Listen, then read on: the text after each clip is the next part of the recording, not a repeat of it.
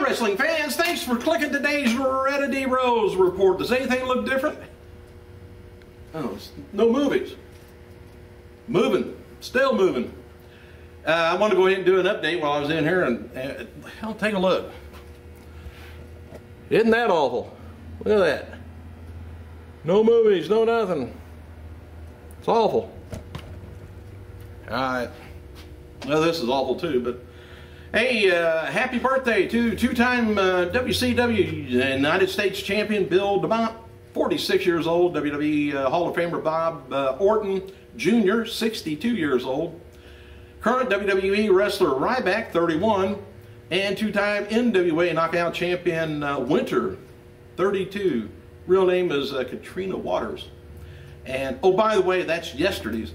Didn't get to get on here because all the moving and stuff. Well, normally I'm not on here Sunday anyway, but Saturday I had a bunch of all kinds of stuff going on. This is actually Saturday's report I'm putting on here. I just didn't want to throw it away. Anyway, on this day, we lost two wrestling personalities.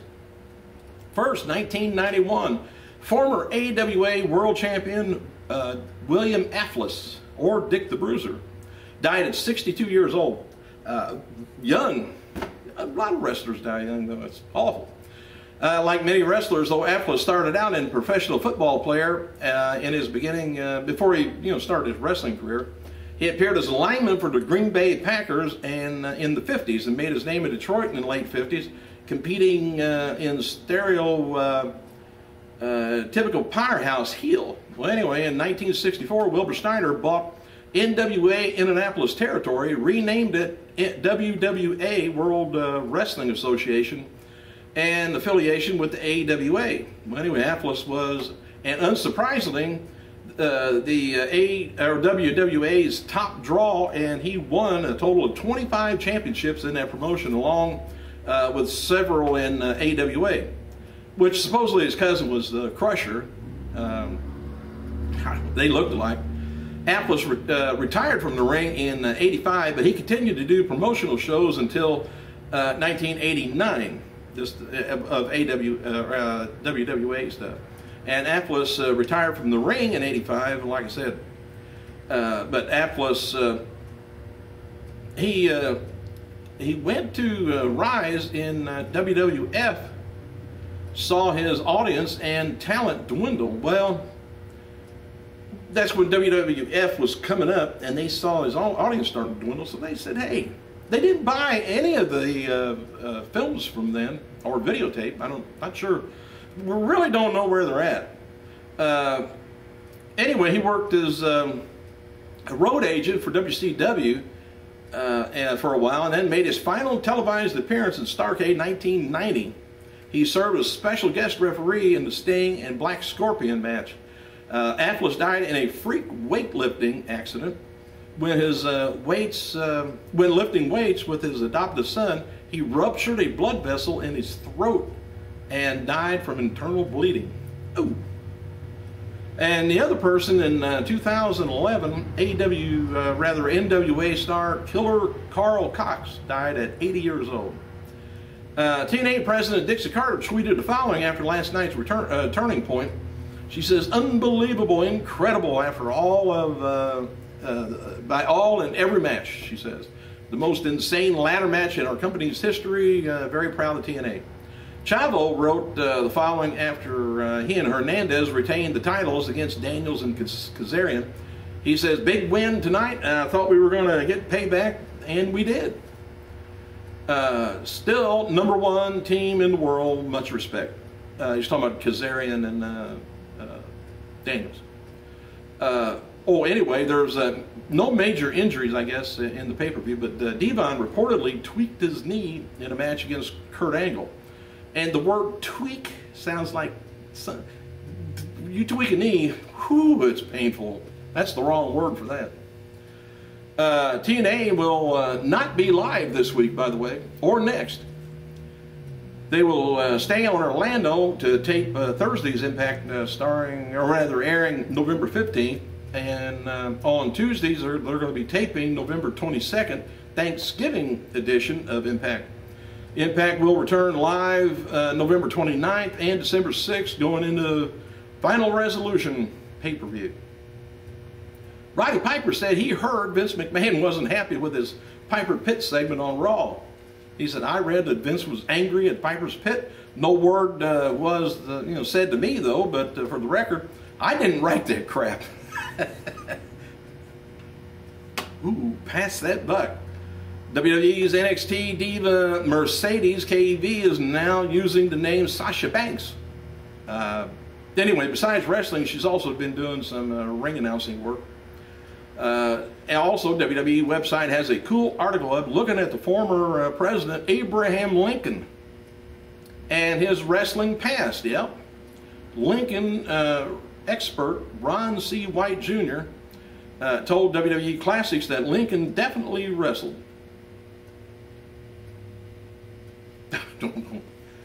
WWE DVD News confirms that the very best of WCW Nitro Volume 2 is going to be released on DVD Blu-ray February 12th, 2013. Diamond Dallas Page is going to co-host or host it. Rock wrote, following on Twitter to hype WrestleMania 29, he says, given WWE Universe my word, I would electrify MetLife Stadium. WrestleMania like never before. Tickets go on sale. Team Bring It Strong. Courtesy again of WWE DVD News, there's a little bit of an update on the best of Raw and SmackDown in 2012, which hits stores on DVD and Blu-ray January 29th, 2013, which I'm not going to go through it with you for one reason.